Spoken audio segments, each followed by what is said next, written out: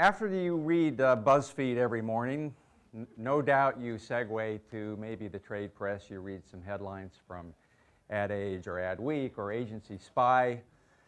And I'm a student of these kinds of things. Hopefully you've noticed over the last year or two, and especially over just the last several months, headlines like these where Pepsi announces they're testing a unique model they call Galaxy, which basically it keeps their work mostly within the Omnicom family, but everything becomes kind of a jump ball. You might be the agency that normally would get a particular kind of assignment, but in the Galaxy model, that may or may not be true. Some other sibling agency might get the assignment. Mondelez had a similar kind of a deal they call Project Sprout, which again is a model where multiple agencies kind of compete for the same project.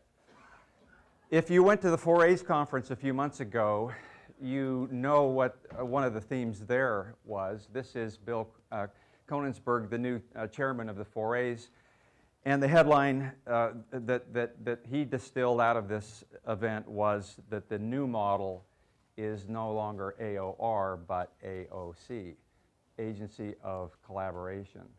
And just a few days ago, boy, it's going to be hard for you to read, industry groups to examine effects of project-based work.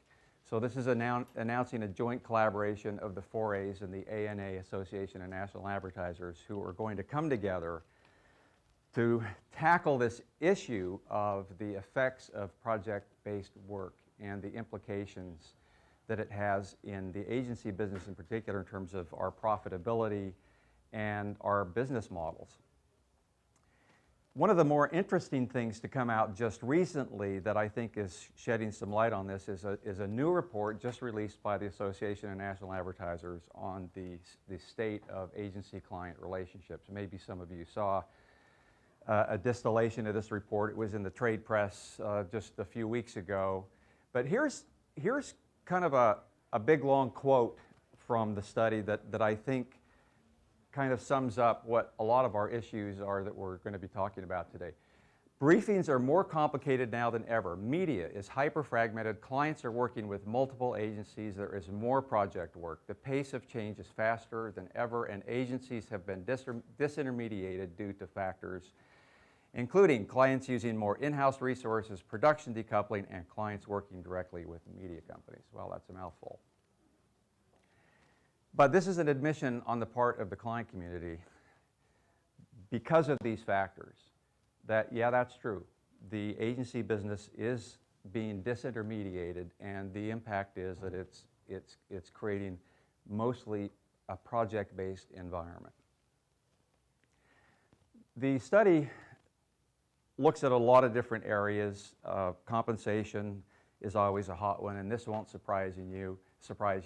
Here, this reports that if you ask about compensation, most agency executives feel it's not fair, and most clients think it's just fine, right? Compensation. But despite a lot of disagreement between agencies and clients on kind of the state of the relationship, there is curiously broad agreement by both parties that agencies bring a lot of value. In other words, what we do is valuable. And so our task is to figure out how in a project-based environment are we going to be able to retain the quality of work that we all want and the quality of profitability that we all need.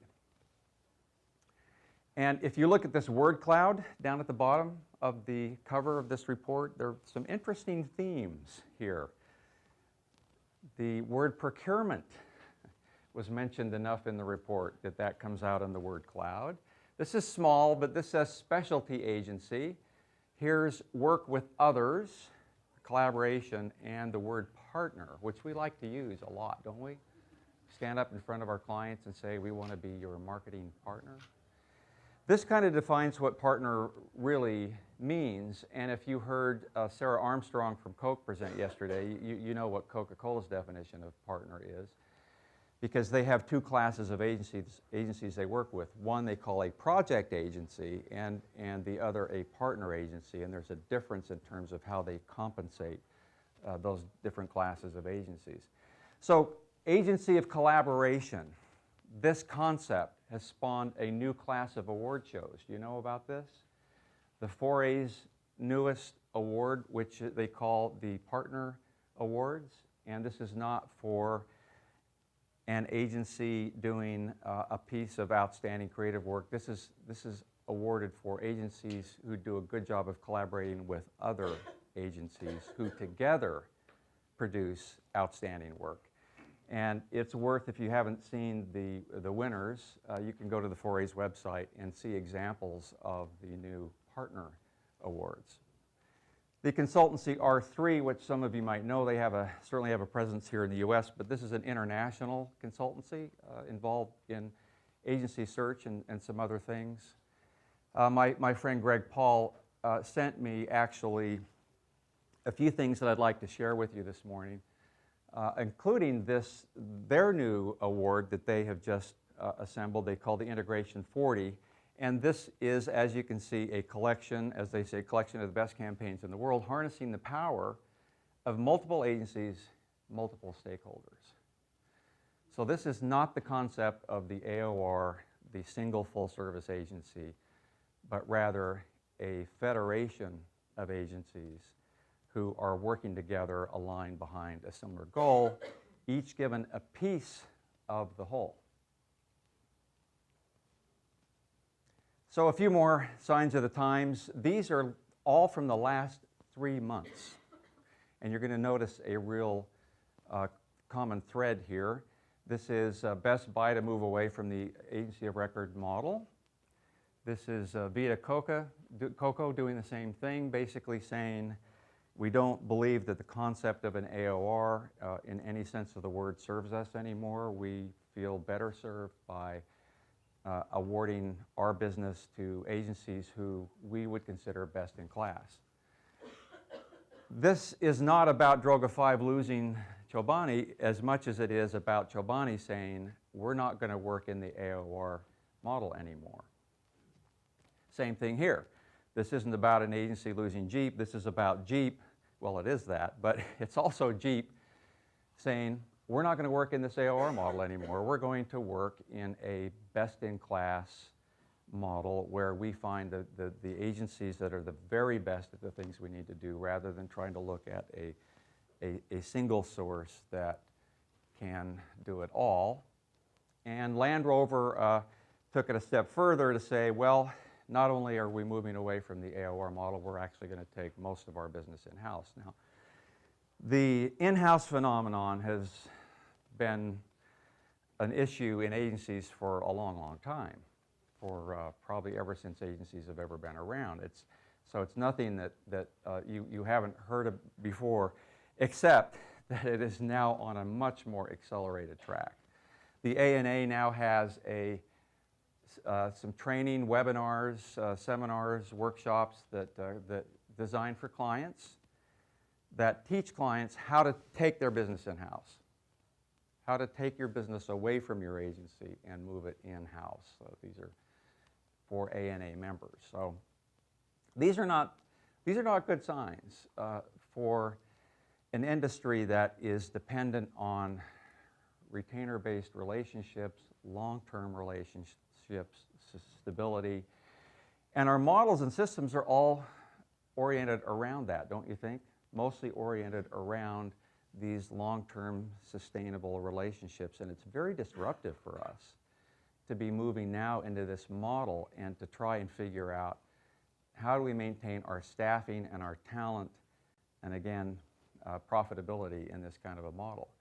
So there's a whole class of companies, you know, a lot of these that serve the client marketer community to help them find agencies and vet agencies, and not just the search consultancies, but these are companies that make software like Decideware. This may be a company you've heard of, that they license their software to big global marketing organizations to help them, as you can see here, select, vet, hire agencies, except that it's now not this cycle that happens once every 5 or 7 years. It's this cycle that happens every month, where clients are constantly looking for new talent, new resources, new agencies. So as you can see here, DecideWare's agency lifecycle management platform offers advertisers an unrivaled opportunity to select the best agency for each assignment. Not just the best agency for each brand, but the best individual agency for each individual assignment. So this is pretty disruptive. And then, of course, the selection criteria that they use, I want to spend some time on this, because you've seen the surveys, and Brent talks a lot about this if you attended a session yesterday. The first thing, of course, that a marketer is going to look for are, do you have the capabilities they need, or creative, digital media, social, PR, whatever. But look what is second in this list of criteria. And this is, do you have experience in our business, in our category? This emerges every time I ever see this question asked in the Millward Brown studies in terms of what is the most important criterion when hiring an agency. It always is, do they know my business, my category? So this comes into play, this factor comes into play not only when you're seeking long-term relationships, but also in the realm of project relationships. So let's step back and try and diagnose why this is happening. And my friends at R3 had just studied this question and had some really interesting conclusions that I'd like to share with you. The first phenomenon, they say, is that we have a true explosion of products and brands. And of course, this has been going on for some time. You've heard all the statistics about how many thousands of brands in the average grocery store. But this is accelerating due to new technology and the whole startup culture. Of course, the globalization of marketing, the fact that a lot of CMOs of US-based companies are not Americans, right? They're global citizens. That we just see more of that even on the agency side. Don't need to tell you about complexity of channels. That has been on exponential increase, especially since about 2000. Different message types, new ones every month. We now have Meerkat, right? Wasn't around 3 months ago. Mashup of agency services through acquisitions. So this is our fault. This is our doing. But by unbundling our services and mashing them up and recombining, this allows clients to shop individual agencies much more easily. This is the most important one on the list in my view. The reason this is happening is simply because of the growing expertise and sophistication of clients. Clients are just smarter and smarter. It may not feel like that to you when you walk into work every morning, but clients are just smarter and smarter. They have more and more resources. So all of this equals specialist agencies hired for specific needs. It's just happening. One of the real thought leaders behind this is Clayton Christensen, Harvard Business School professor, who coined the term disruptive innovation. That's his term. And he's written several books about it. He's the preeminent thought leader in this area. I encourage you to read everything he writes because he really understands this better than anyone. He said just a few months ago in an article he published in the Harvard Business Review, their growing sophistication leads clients to disaggregate services, reducing their reliance on one-stop providers. They are becoming savvy about assessing the jobs they need done and funnel work to the firms most appropriate for those jobs. That's what's happening. Smart, sophisticated clients have a clear idea of what it is they need done, the job they need done, and they feel confident that they can find and select a best-in-class resource to provide that. So this is what is fueling the emergence and dominance of the best-in-class agency model, which is this hub and spoke you can see here on your far right, which is the client in the center as integrator, and then multiple best-in-class agencies who are serving very specific needs. This is the dominant model right now, if you add up all the money being spent in marketing in the world. This is followed by the lead agency model, which is one we just kind of like the sound of that, don't we? Lead agency. We want to all be the lead agency. But even this is a multiple agency model, because there might be an agency who is dominant, plays a central role, but they are not really the AOR, not like the AORs of old. They are maybe the lead creative agency, but there are a lot of other specialist agencies still involved, as you can see. This is followed by what could be considered the holding company siblings model, which is a holding company is marshaling the resources of multiple brands within that holding company to work together against a specific client. The next in line is the one-stop shop, but you'll notice this model has cobwebs on it. Don't know if you can see that. And here, this is most pronounced. This model still exists only among small marketers in small markets. That's the only really class of client now that is actively out looking for one-stop shop, because they don't have the sophistication or the budgets to hire and work with multiple agencies. Then we have the custom agency model, which is the idea of a WPP forming a Team Detroit or Calvary or Red Fuse, where we have a custom agency put together usually by a holding company just to serve one brand. And then finally, the least used of these models, but the one that's emerging and ascendant, the free agent model, where it's kind of the best-in-class model on steroids, where the client says, boy, not only are we going to hire best-in-class agencies, but we're going to completely consider this an open source kind of an environment in which we're just going to hire best-in-class talent. Some of them might be freelancers. Some of it might be crowdsourced. We're just going to find the best solution we can with the resources we got, which is a lot of work for a client.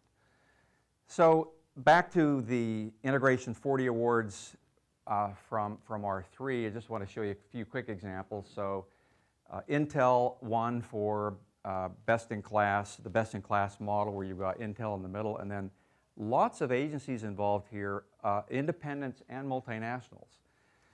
Here's the lead agency winner, which was BBH for IKEA.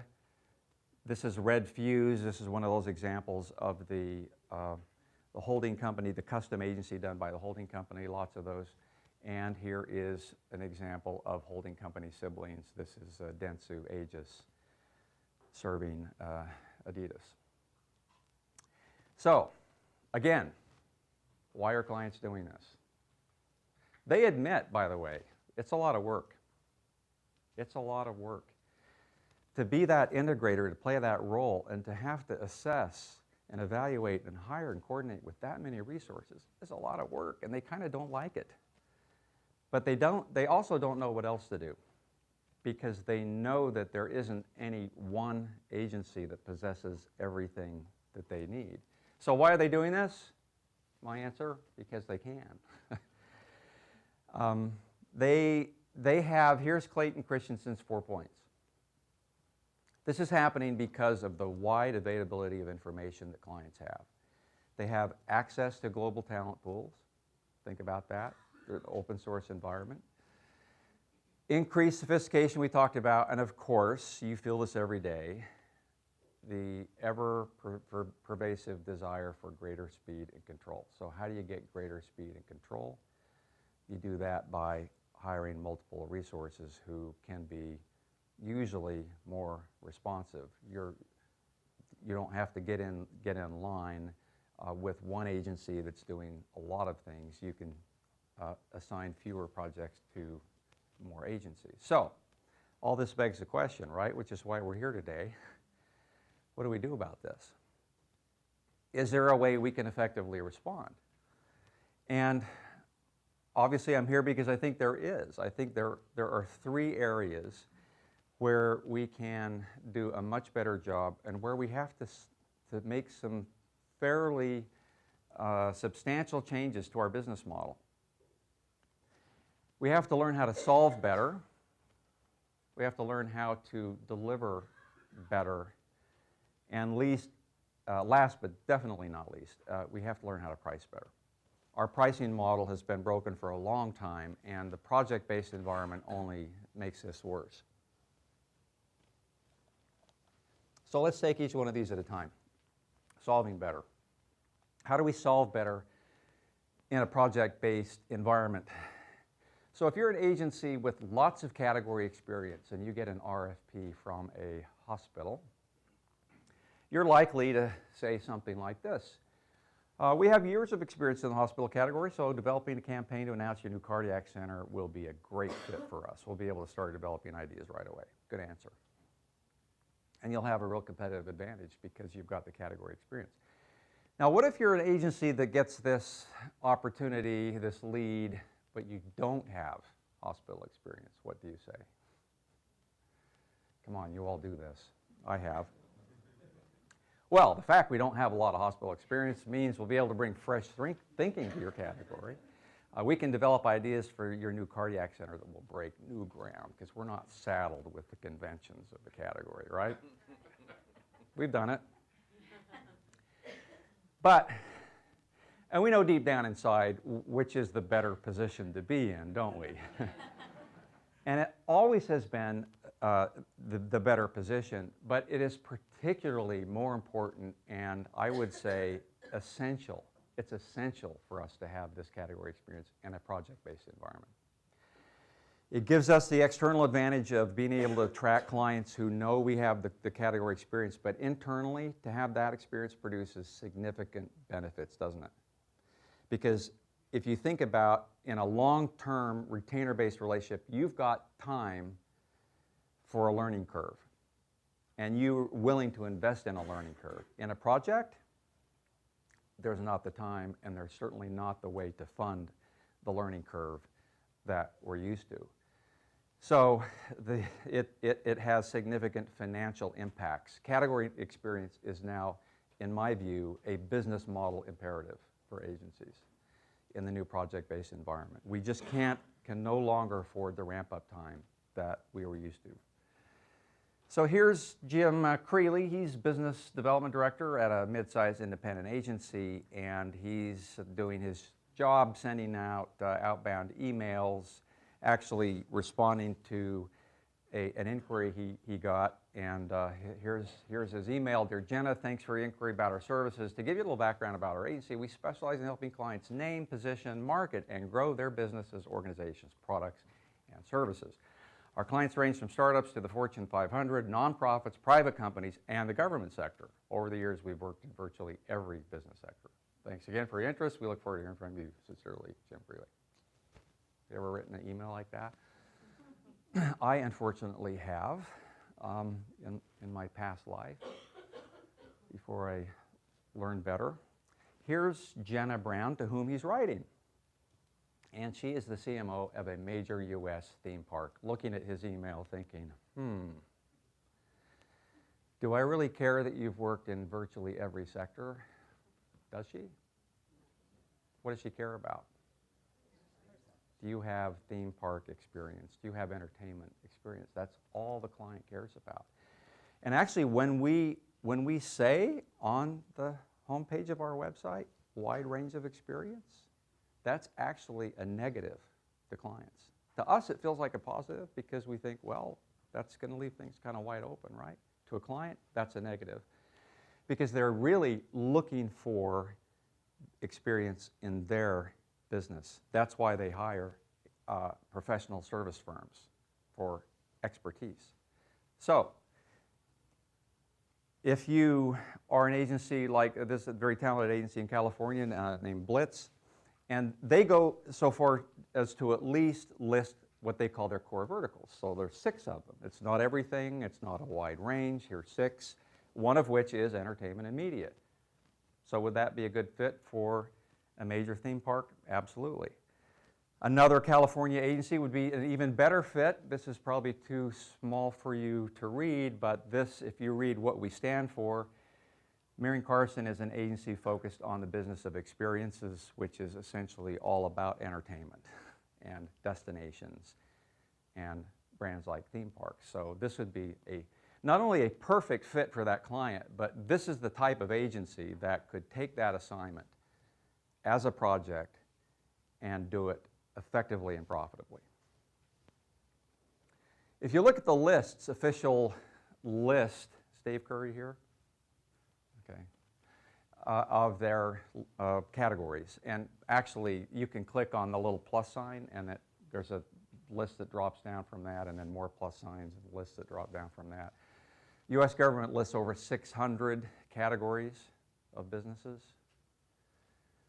So it's really pretty unrealistic to expect that you're going to have, even in an agency of a few hundred people, that you're going to have experience in more than just a few, deep experience in more than just a few of these categories. And what we've learned in project work is that when you assign teams, you get the project and you're ready to assign the team, the very first and most important criterion you should apply is, does this person have experience in the category? And then, does this person have the functional expertise we're looking for, which would be digital, social, design, whatever the task is. Of course you want that to be part of your filter, but the first question is, does this person have category experience? Because this is project work, and we need everybody on the core team to be a quick study. Does that make sense? Okay, switching gears a little bit, another dimension of how do we solve better in a project-based environment. Let me ask you, is what I have on the screen, is this a concept or ready to publish ad? What do you think? Ready to publish? Any guesses? You can't tell, can you? That's the problem. That's the problem. You can't tell. Because with the advent of the Mac and the Adobe suite, we now present concepts as though they are finished pieces of work in which we have invested countless hours, lots of energy, time researching stock photos and kerning type, when in fact, especially in a project-based environment, all we really want to do is what?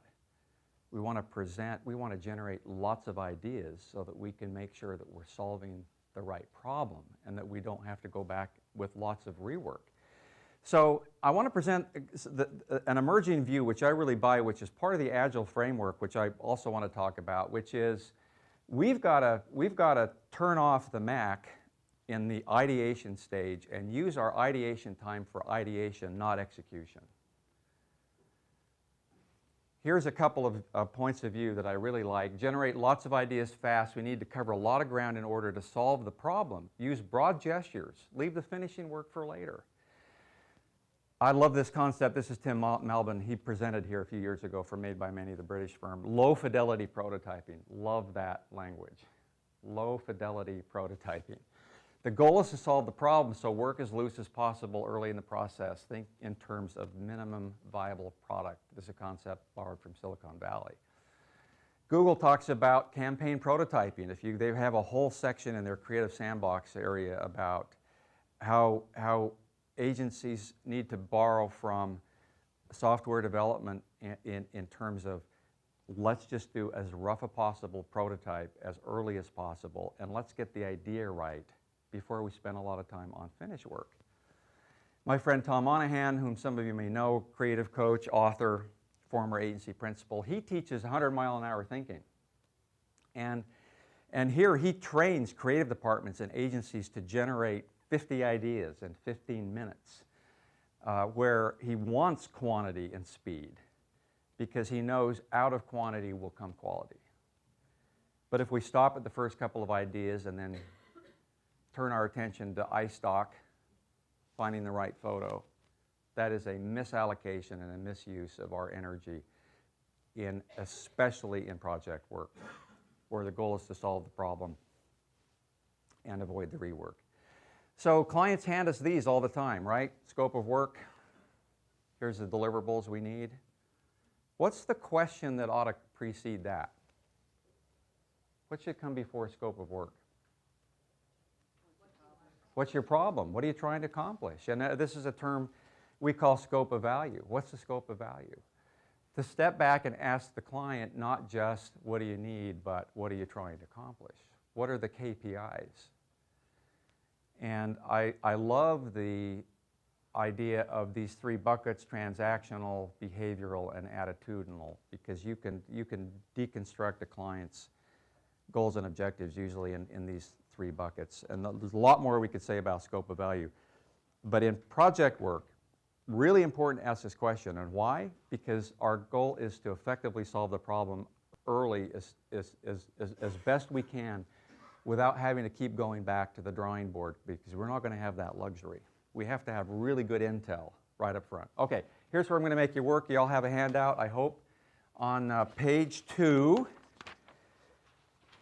second half of the page, starting with question 1. I'm going to just skip the first section of this, starting with a question labeled 1. And here I want you to score these questions, give them a rating 1 to 10 from strongly disagree to strongly agree for your firm with these 5 questions. No right or wrong answer, answer for your firm.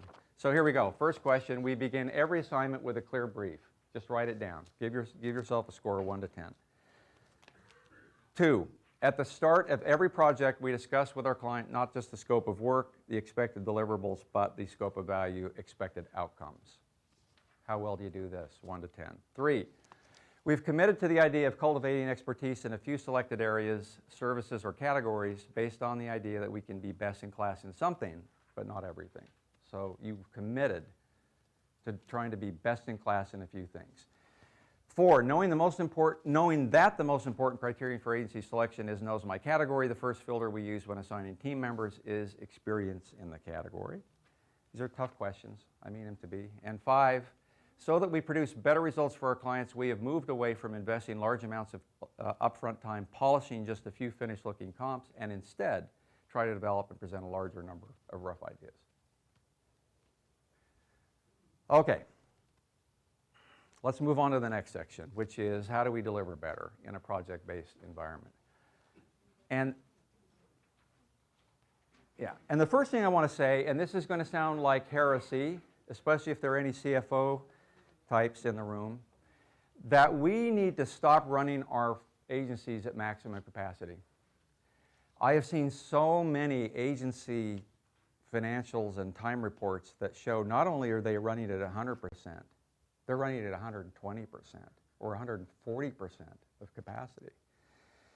And so you know why that's a bad idea. 120%, we know why that's a bad idea, but even running at 100% is a bad idea. And the reason is because it almost always leads to delays in workflow. And this is based on what's called queuing theory, which means that once you pass about 80% capacity, then the time required to complete a project grows exponentially. Adding 5% more work, when you get to 80% capacity, adding 5% more work takes 100% more time. And this is because in professional services, we cannot run effectively at maximum capacity because we always have starts and stops and new information and changes, right, that you do not experience in manufacturing. So in manufacturing, yes, you theoretically can run a factory line at 100% capacity, and it would be generally good if you did that. In knowledge work, which is what we do, not true. Our activities are customized, they're variable, they're subject to change, and so what happens when we try to work at maximum capacity, we create past due work, we miss deadlines, and it's usually suboptimal quantity. Now, again, this is very counterintuitive, but I can tell you from experience, if you will ratchet back from 100%, you're actually going to make more money, not less. There's a lot more we could say about that. I want to talk about Agile. How many here have are practicing or trying to implement some form of agile development. Okay, so that's about maybe 20% of the hands. That's great, and we're going to see more and more of this as time goes on. I got to share a Dilbert cartoon on this. We need 3 more programmers. We'll use agile programming methods. Agile programming doesn't mean doing more work with fewer people. Well, find me some words that do mean that and ask again. Because that's the misconception, is agile means fast, right? Does that mean fast? Well, it can mean fast, but mostly agile is a philosophy born in the mountains of Utah, my home state, at the Snowbird Resort in 2001, a group of software developers who got together and created the Agile Manifesto. And you can Google this. But the basic tenets of the Agile Manifesto are these: small teams. Small teams working together who have power to make decisions. It avoids the hierarchy of the past. Hyper collaboration. These people work together all day long. They scrum. They have a 15-minute standing up meeting they call a scrum, and then they put their heads down and they work. And then the other principle is that the client is a team member right from the start, which is counterintuitive and something we kind of resist because we think the client gets involved too early, as it is sometimes. Here's Neil Perkin. He is a British account planner, big fan of Agile. He's got 3 points that I really like about it. He says Agile values working outputs over comprehensive inputs, meaning stop worrying about all the meetings and are the right people in the meetings and did you book the conference room for the meeting and do we have all, just get the information, the bare minimum of information you need and get to work. It really has issues with hierarchy. It says we're not going to run this through the traditional chain of command. That's not how this is going to work. It's not going to go from the assistant account exec to the account exec to the account supervisor to the account. That's not going to happen in an agile environment. And this is central to the concept. We are going to respond to change based on an iterative approach, regardless of what the original plan said. Our goal is actually to get things done faster than the original plan. Google talks about this, as I mentioned. They have a really interesting section with interviews from agency people and videos all about how Agile principles, which come out of software development, apply actually to the agency business. And the hardcore version of Agile applied to production work, which is what we're here to talk about, projects. How do we get projects done more profitably? If you want to have some fun, read some books on Agile. Have you ever? I finished Agile Planning and Estimating a few months ago, and it was really pretty interesting, full of a lot of red marks. And it teaches we've got to mandate the use of workflow management software. The agencies that I visit that still have the old paper job jacket, I think, really? 2015? Paper job jackets? Workflow management software. Break projects down into the smallest increments you possibly can. The Project Management Institute calls this WBS, Work Breakdown Structure. Smallest increments you can. You'll like this one, especially in the open office environment. The Agile framework is all about preventing interruptions and task switching, like leave me alone. I'm going to decide what needs to be done today. We're going to decide as a group what needs to be done today, and I'm going to do it, and leave me alone. Don't keep interrupting me every 10 minutes with new assignments and new things. Let me do this job. That's central to Agile because you're more effective in that environment. We talked about capacity. Avoid chronic overtime as a means of getting things done and meeting deadlines, because what does that mean? You're running over capacity. And then this final one, which we're going to talk about in this next upcoming section, which is it makes absolutely no sense to use hours as the means of managing a project, especially in a project-based environment. The only thing that matters is managing the scope. And I had a long discussion with Sarah Armstrong yesterday afternoon about this, who said, in their system and in today's environment, that's the only thing that matters is Do we have a clearly defined scope? And is the agency managing the scope? Leave the hours off the table because they don't mean anything. That's up to the agency. So the other interesting thing that is happening, and I think supports us being able to handle projects more effectively, we just heard from Patty at DDB about taking this impossible job of the account executive and now finally splitting it in two and saying, no, actually this is two jobs. This is the job of managing the client engagement, and it's the job, there's another job, different job, managing the project. And this is professional project management as practiced by NASA or engineering firms. This is not glorified traffic.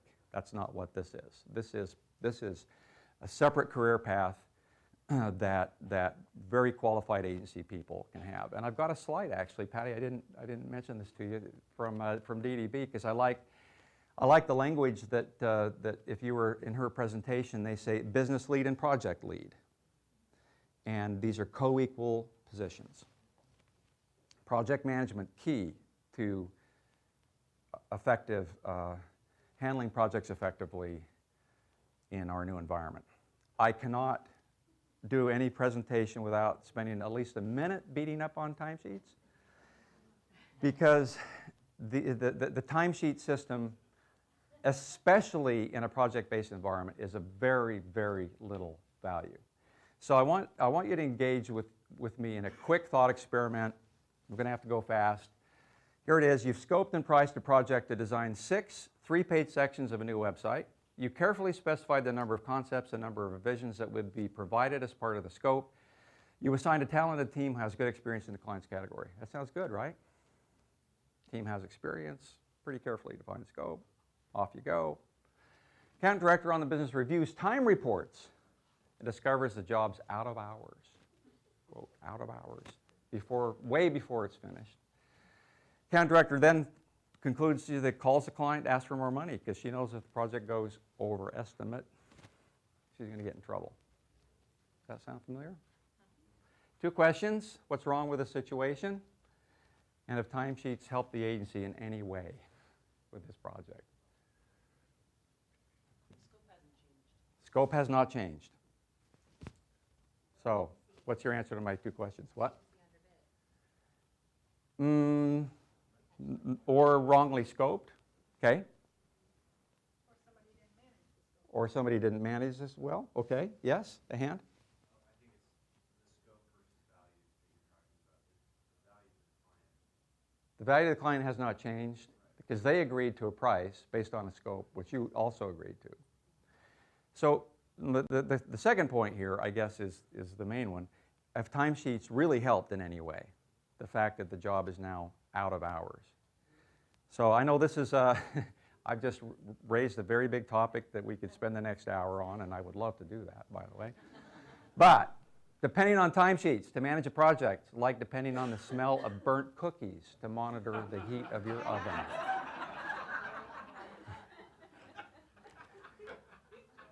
No, timesheets do not help you in a project-based environment. So in agencies, one more point I want to make in this section. We have 2 types of work, and this is going to look familiar to you, which requires 2 types of expertise and therefore has 2 types of value to the client. The 2 types of work are, there's a class of work that is ideation and innovation, problem solving, and then another kind of work that is the production, implementation, distribution, right? So this is 2 different types of people, 2 different types of skill sets generally. One skill set is the conceptually talented folks you've got, and the other is the production, logistically talented folks that you have. And the important thing here is that this then creates 2 types of value in the mind of the client, because to the client, the type 1 work here is a higher perceived value because it's customized, the client's deeply involved in it, and the production implementation work it's important. I'm not saying it's not important, it's very important and it's got to be done well, but it has a lower perceived value, doesn't it? So this is going to come into play in our final section about how to price better, but this is why the agency world is being decoupled, and that's the client word for it, decoupling all the major multinational agencies now have a second brand, which is the marketing implementation brand. So Ogilvy used to have RedWorks, and they just renamed it H&O, which is Hogarth and Ogilvy, both WPP outfits. But this, we're going to see more and more decoupling. And again, I'm going to come back to this. Quick quiz though, page 3 on this section. Questions 6 through 10. Rapid fire. Question 6, we have learned and adopted the principles of agile development to help optimize our work process. Scale of 1 to 10. Question 7, we are progressive users of workflow management software to help us allocate, assign, and manage resources. Question 8, we consciously avoid running at maximum capacity, knowing that in a professional services environment this has potential to create delays and missed deadlines. Question 9, we have completely different teams assigned to ideation and execution, those two classes of work. We have different people doing those different classes of work, not the same person. And 10, to optimize the success of individual projects, we put our energies into managing scope instead of trying to manage hours. Okay. You can give yourself some subtotals here. That'll save us a little time. Last section. Price better. Let me share with you 3 non-truths related to project work. You'll recognize these immediately. We'll recoup our front investment on spec on the back end. No, you might in an 18-month relationship. You won't in a 3-month, 4-month project. We'll recoup our losses later in the relationship. No, you won't. And we'll make it up on the next project. Maybe, if there is a next project, right? And even then, you're not going to be able to pad that to make up for your losses. So do you see how important it is that we be really, really good pricers with project work? We do not have the margin of error that we normally would have in recurring relationships. How many here have ever read a book on pricing? The procurement professional raises his hand. Thank you, John. Yes. I would expect and you're making my point. You're making my point. How many here, and John, you're disqualified from this round of questions, how many here are planning, we're going to go to the Professional Pricing Society conference in Dallas, which is happening right now, but you decided to go to Mirren instead. How many of you went to the ANA Financial Management Conference, which was in Scottsdale a few weeks ago? Anybody? Maybe some of you did. Do you know our clients are professional buyers? And if you had the good fortune of attending John Gleason's presentation yesterday, who John was a career procurement professional, he's a professional buyer. He reads pricing books and he goes to the pricing workshops, and right? And so these guys come to the table armed to the teeth as professionals. And then in we walk, right? The account supervisor that really, we're not trained. We're amateur sellers up against professional buyers. And this has always been a problem. This has always been a mismatch. It is a really incredible mismatch in a project-based world, and one that we cannot afford.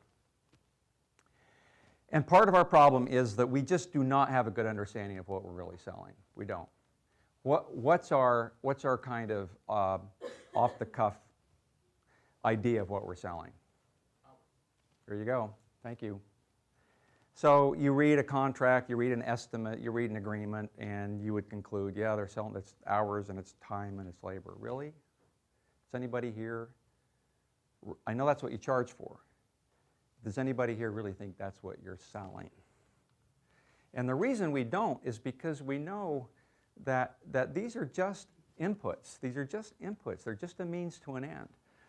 And much more valuable than inputs are outputs, meaning deliverables. That's more valuable, and more valuable still, outcomes, right? These are all on an order of magnitude. And part of our problem is that we are mired in the language of cost. And by the way, these are the things you'd learn if you joined the Professional Pricing Society, which I don't expect you to. But they understand that when you use the language of cost, then you're going to have that used against you. And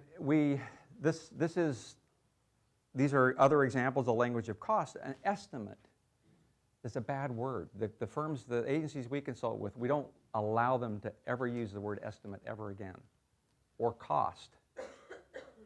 Not to a client. Internally, it's okay. Internally, it's okay. Never to a client do we want to use this language. What do we want to say instead of hours, time, and labor? What's the language of value? We can say outputs, we can say outcomes, we can say resources. We do not want to use the language of cost. And what's a better way to say this? What's a better word for this? Investment. Investment's good. Just plain old price. We weren't trained to use this word price. I now use it exclusively. Price. Use the word price. The price for this assignment is. Because that's a word everyone understands. Here's the agency smile curve. Perceived value to the client. And here's why it's a smile curve. At the beginning of a relationship, we do high value things. Then that moves to the lower value things. Again, I'm not saying they're not important. They're incredibly important. They just have lower perceived value. And as the assignment goes on, value increases again because we're doing optimization and analytics and things that clients need help with, can't do for themselves. What's the problem with the smile curve? We turn it into a frown when we actually bill the client. Because we underprice the high value services and we overprice the low value services. And the worst offender here is probably the worst idea we've ever had, the blended rate. Blended rate, because it makes the high value services not expensive enough and the low value services too expensive. Yes, John. By the way, I believe that's the biggest mistake clients make as well. Oh, really? Interesting. Because it removes the transparency of what it is you really buy. Okay, yeah. Clients make the same mistake. Oh, absolutely. All right. They want to do it because they want one input into their SAP system. Right. They want to level that playing field with the blended rate. It's easier for them. Yeah, yeah, yeah. It has nothing to do with the intrinsic or inherent value. Yeah. I want to make it easy to map the transaction of invoices. Sure, yeah. I can understand that motivation. Okay, I'm getting my 5-minute warning. So we definitely need to get better with pricing, but we also need to get better with costing. It's kind of a curious phenomenon that the agencies that I've seen that are the best pricers, also the best costers. They know what their costs are. They know that, I'm not going to be able to go through this in great detail, that it's not just about, these slides are all online, by the way, on SlideShare, and I'll give you the link to that so you can come back and look at some of these.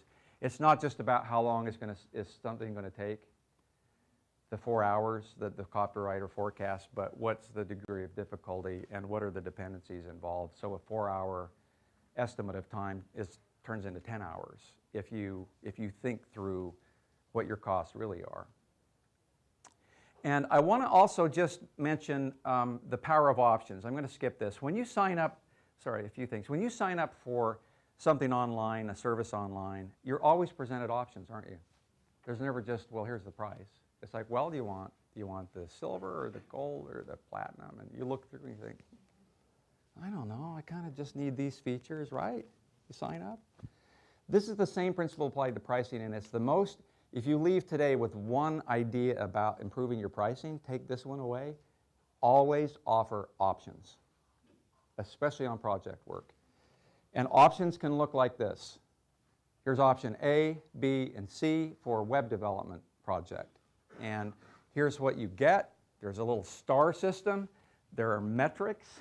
Here's a brief argument why you might want to consider this option, and then price A, B, and C.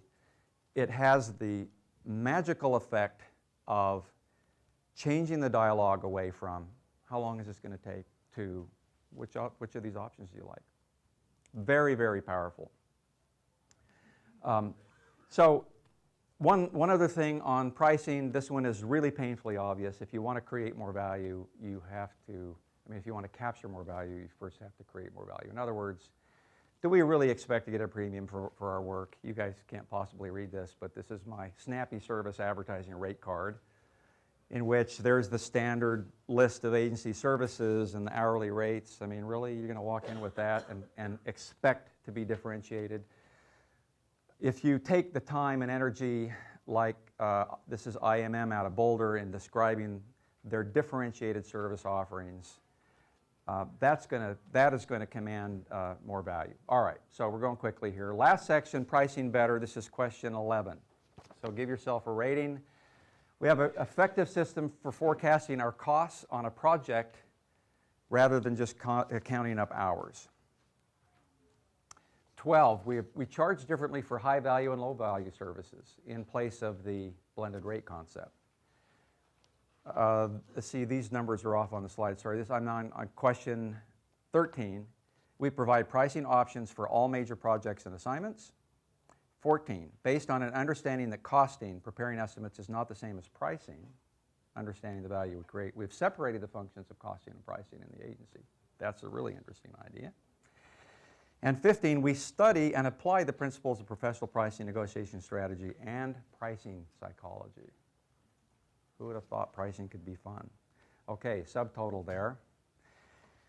Now I'm asking add people to do math here, which is trouble, I know, but a perfect score, there are 15 questions, 10 is a perfect score would be 150.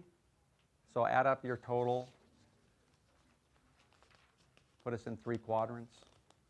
Those who got 0 to 50, 50 to 100. No, we didn't do the first section, that doesn't count. I'm not counting the first section. Just questions 1 through 15.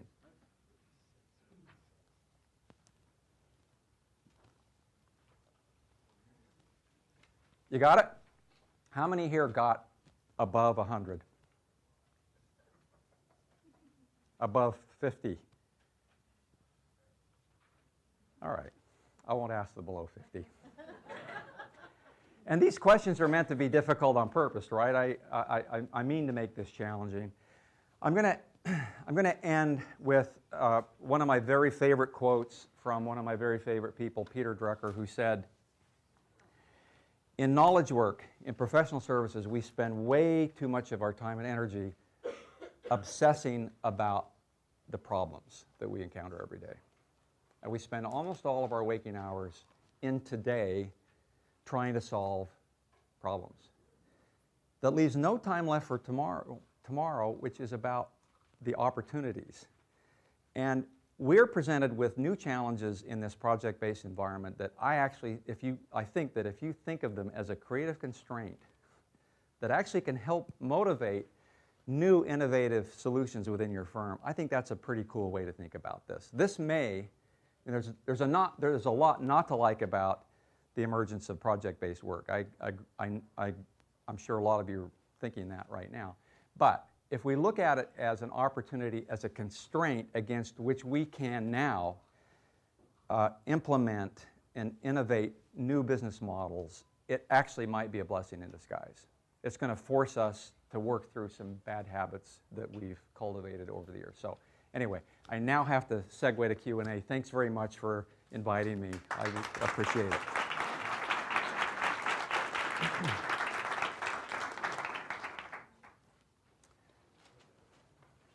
Right here. There's some of us here that are mostly focused on B2B. Yeah. And so where do you see B2B companies and agencies in that landscape of the agency model? I think it all applies, and to be focused on B2B, I think is a great way to cultivate category expertise. I think all these principles apply just as much to B2B as consumer, for sure. Yes, right here. Yeah, hey, Adam. Nice to meet you in person.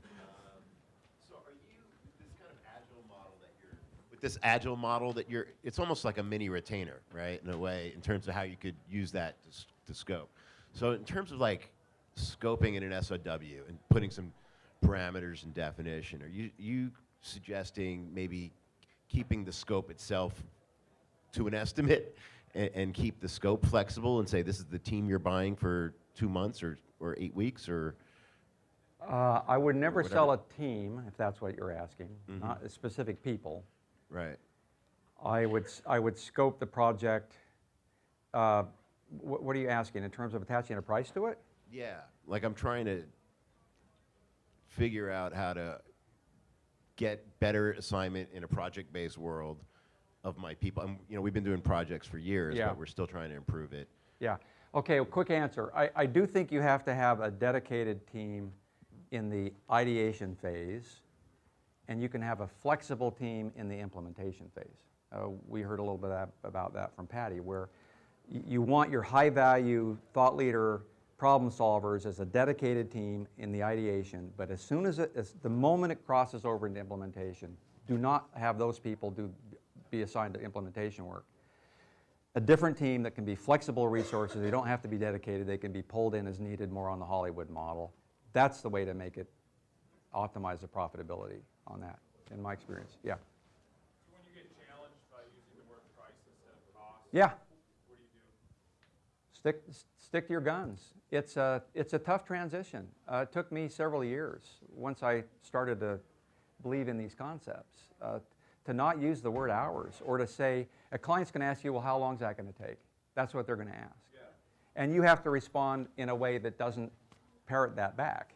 You have to say, well, the duration, use that word. Just do everything you can not to parrot back hours, labor, time. You say resources, say duration, say timetable, say price. And why is this so important? I know it sounds like, well, why is that? It's because the social psychologists they all teach the power of words, that it is the precursor to behavior change, that we have to change our language first before we will ever change our behavior. So I believe that's true. So by changing your internal language, it's very powerful.